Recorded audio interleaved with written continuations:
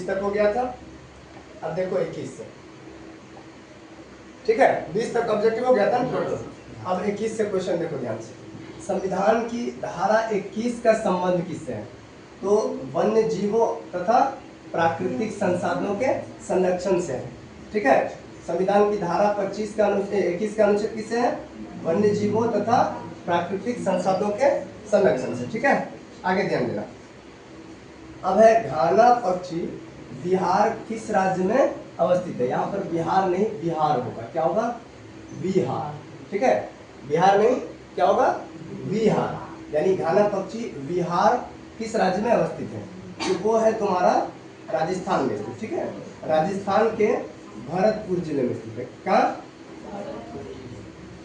भरतपुर जिले में स्थित है, ठीक है। इसको जो है ना भरतपुर पक्षी विहार के नाम से भी जाना जाता है, ठीक है। किस नाम से जाना जाता है? भरतपुर पक्षी विहार के नाम से, ठीक है। भरतपुर पक्षी विहार, बिहार नहीं, ठीक है, और यहाँ भी बिहार लिखा है, बिहार के नाम से, ठीक है। भरतपुर पक्षी विहार के नाम से जाना जाता है, ठीक है। आगे ध्यान देना। अब देखो 1 टन इस्पात बनाने में कितने मैंगनीज का उपयोग किया जाता है, ठीक है। तो बेसिकली 1 टन इस्पात बनाने के लिए जो है 6 से 9 केजी जो है मैंगनीज का उपयोग किया जाता है। लेकिन यहाँ पर देखो 6 से 9 कहीं पर है ऑप्शन में, तो लगभग हम इसको 10 किलोग्राम मान लेंगे, ठीक है। लगभग कितना मान लेंगे? 10 किलोग्राम, यानी कि 1 टन इस्पात बनाने में कितना किलो मैंगनीज का उत्पादन हो रहा है? लगभग 10 किलोग्राम, ठीक है, लगभग 10 किलोग्राम। अब आगे ध्यान दो। यूरेनियम का प्रमुख उत्पादक केंद्र है, तो यूरेनियम का जो प्रमुख उत्पादक केंद्र है वो है जादूगोरा, ठीक है। जादूगोरा झारखंड में है। कहाँ है? झारखंड में, ध्यान रखना, कहाँ है? झारखंड में, क्लियर हो रहा है। और झारखंड के किस जिले में है पता है? पूर्वी सिंहभूम जिले में। कौन से जिले में? पूर्वी सिंहभूम जिले में, ठीक है, पूर्वी सिंहभूम जिले में, ठीक है, ध्यान रहेगा ना। चलो आगे ध्यान दो। ऊर्जा के मुख्य स्रोत, देखो ऊर्जा का मुख्य स्रोत कोयला भी हो सकता है, पेट्रोलियम भी है और विद्युत भी है। क्या विद्युत से भी ऊर्जा मिलती है ना? तो इनमें से सभी, ये तुम्हारा आंसर डी हो जाएगा, ठीक है। इसका क्वेश्चन देखो। अगला है सौर ऊर्जा निम्नलिखित में से कौन सा संसाधन है? तो सौर ऊर्जा जो है वो पुनः पूर्ति योग्य है, याद है होगा कि बताए थे, ठीक है। संसाधन है पुनः पूर्ति योग्य। आगे ध्यान देना। अब है निम्नांकित में कौन खनिज केरल तट पर बालू के रूप में निकलता है, ठीक है। तो बालू के रूप में थोरियम निकलता है केरल के तट पर। कौन सा खनिज निकलता है? थोरियम, ठीक है। आगे ध्यान देना। किसने कहा संसाधन होते नहीं बनते हैं? तो जिम्मरमैन ने कहा था कि संसाधन होते नहीं बनते हैं, ठीक है। देखो सही मायने में संसाधन कोई चीज होता नहीं है, बेसिकली अगर देखा जाए तो संसाधन वो बनता है, कब बनता है? जब हम उसका उपयोग करते हैं, ठीक है। तो पहले संसाधन ऐसे ही सीधे उपयोग नहीं हो जाता है, पहले हम उसको उपयोग करने योग्य बनाते हैं, उसके बाद क्या होता है? वो उपयोग लायक होता है, तब वो संसाधन बनाता है, ठीक है। तो इसीलिए जिम्मरमैन ने क्या कहा था कि संसाधन होते नहीं बनते हैं, ठीक है। आगे ध्यान दो। सौर ऊर्जा निम्नलिखित में से कौन सा संसाधन है? तो नवीकरणीय है, और नवीकरणीय में कौन सा है? पुनः पूर्ति योग्य। अभी बताया ना, नवीकरणीय में कौन सा संसाधन है? पुनः पूर्ति योग्य, ठीक है, ध्यान रखना, पुनः पूर्ति योग्य, ठीक। चलो आगे ध्यान दो। अबे भारत की सबसे उपजाऊ मिट्टी है, कल बताए थे, याद है? जलोढ़ मिट्टी, जलोढ़ मृदा जो है या जलोढ़ मिट्टी वो भारत की सबसे उपजाऊ मिट्टी है, ठीक है। जलोढ़ मिट्टी किन क्षेत्रों में पाई जाती है? उत्तरी भारत के मैदानों में और कुछ मात्रा में पूर्वी तटीय मैदान में भी पाई जाती है, ठीक है। तो आगे देखो। काली मिट्टी उपयुक्त है कपास के लिए, कल बताए थे, याद है? काली मिट्टी किसकी खेती के लिए उपयुक्त है? कपास के लिए। और इसका दूसरा नाम क्या है? रेगुर मृदा, कल बताए थे ना, रेगुर मृदा इसको, ठीक है, याद रहेगा ना। चलो आगे ध्यान दो। आगे है भारत में सर्वाधिक वर्षा कहाँ होती है? देखो भारत में जो है ना सबसे अधिक वर्षा मासिन राम में होती है, ये मेघालय में है। कहाँ है? मेघालय में। सबसे ज्यादा वर्षा कहाँ होती है? मासिन राम के मेघालय के मासिन राम में, ठीक है। चलो आगे ध्यान दो। अब भारत का राष्ट्रीय पक्षी कौन है? बताओ, इसको ही बताने की जरूरत है? मोर है, लेकिन इसको घोषित कब किया जाता है? लड़का इधर इधर थोड़ा सा तमीज से, कोचिंग है, सिनेमा हॉल नहीं है, ठीक है? अब ध्यान दे दो, हल्ला नहीं करो। भारत का राष्ट्रीय पक्षी क्या है? मोर। लेकिन इसको घोषित कब किया गया था कि भारत का राष्ट्रीय पक्षी मोर होगा? वो 31 जनवरी 1963 को घोषित किया गया था। याद है?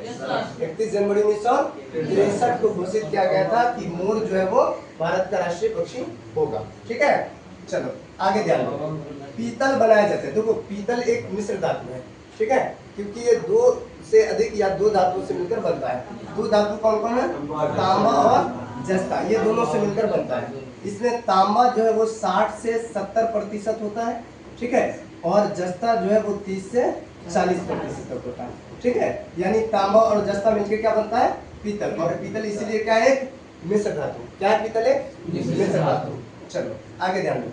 झारखंड का घाटशिला किस खनिज उत्पादन के लिए प्रसिद्ध है? ठीक है, तो वो तांबा के उत्पादन के लिए प्रसिद्ध है। झारखंड का कौन सा भाग है? घाटशिला। आ गया घाटशिला, ठीक है? आगे ध्यान दो। बिहार झारखंड में देश का कितना प्रतिशत अभ्रक का उत्पादन होता है? कल बताए थे तुम लोग को, कल या परसों, कि अभ्रक के उत्पादन में भारत जो है ना सबसे आगे है पूरे विश्व में, है ना? तो उसमें से अब बिहार और झारखंड मिलके कितना प्रतिशत अभ्रक का उत्पादन करता है? तो वो 60%। 60% अकेले बिहार और झारखंड मिलकर करता है, ठीक है? और इसी हिसाब से भारत जो है पूरे विश्व में सबसे ज्यादा अभ्रक उत्पादन करता है। देखो बाकी राज्य 40% में सारा है, सिर्फ 2 राज्य मिलकर कितना है? 60%, है ना? यानी कि बिहार और झारखंड में भी अभ्रक का उत्पादन बड़े स्तर पर होता है, ठीक है? आगे देखो, इंद्रपुरी जलाशय परियोजना किस राज्य में है? तो इंद्रपुरी जलाशय परियोजना बिहार राज्य में, ठीक है? और ये कौन से नदी पर है पता है? सोन नदी पर है। कौन से नदी पर है? सोन नदी पर। और ये बिहार के रोहतास जिले में है। रोहतास जिले के डोरी और सोन के पास। कहाँ है? रोहतास जिले में। क्लियर हो रहा है? चलो आगे ध्यान दो। किस परियोजना का मुख्य उद्देश्य बाढ़ नियंत्रण है? देखो कोई भी बहुउद्देशीय परियोजना जो होती है ना, उसका अलग अलग उद्देश्य होता है। जैसे बाढ़ नियंत्रण भी होता है, सिंचाई भी होता है, विद्युत उत्पादन भी होता है ना? लेकिन इसमें से कौन सा ऐसा परियोजना है जिसका उद्देश्य, मुख्य उद्देश्य बाढ़ नियंत्रण था? यानी और भी उद्देश्य था, लेकिन मुख्य उद्देश्य बाढ़ नियंत्रण था, ठीक है? तो देखो इसमें हीराकुड जो परियोजना है, इसका उद्देश्य, मुख्य उद्देश्य जो था वो सिंचाई था। क्या था? सिंचाई। और भाखड़ा नंगल का भी जो है, मतलब इसका जो मुख्य उद्देश्य था, इसका मुख्य उद्देश्य बाढ़ नियंत्रण था, ठीक है? इसका क्या था? बाढ़ नियंत्रण। हम मुख्य की बात कर रहे हैं, ठीक है? मुख्य उद्देश्य। चंबल का भी सिंचाई था मुख्य उद्देश्य, ठीक है? क्या था? सिंचाई। लेकिन कोसी का था बाढ़ नियंत्रण, ठीक है? ध्यान देना, बाढ़ नियंत्रण। अब एक बात बताओ, हम जो यहाँ पर ऑब्जेक्टिव बना रहे हैं वो बिहार के संदर्भ में, तो इसमें से हीराकुड जो है ना वो बिहार में नहीं है। बिहार में क्या है? कोसी परियोजना है। तो इसका मतलब, इसका आंसर हम क्या मानेंगे? कोसी को। देखो बाढ़ नियंत्रण ये भी कर रहा है और ये भी कर रहा है, लेकिन बिहार के संदर्भ में हमको देखना है ना, तो क्या होगा? कोसी परियोजना, ठीक है? यानी कि इस परियोजना का मुख्य उद्देश्य बाढ़ नियंत्रण है, तो वो कोसी परियोजना। ध्यान रखना, क्लियर है? आगे ध्यान दो। आगे है रिहंद बांध किस राज्य में है? तो रिहंद बांध ना उत्तर प्रदेश में। और किस नदी पर है? रिहंद नदी पर, ठीक है? रिहंद नदी पर, ठीक है? और ये किस जिला में है? सोनभद्र जिला, ठीक है? सोनभद्र एक जिला है यूपी का, उसी में क्या बना हुआ है? ये रिहंद बांध। किस नदी पर है? रिहंद नदी पर, ठीक है? आगे ध्यान दो। अब द्वितीय पृथ्वी सम्मेलन कहाँ हुआ था?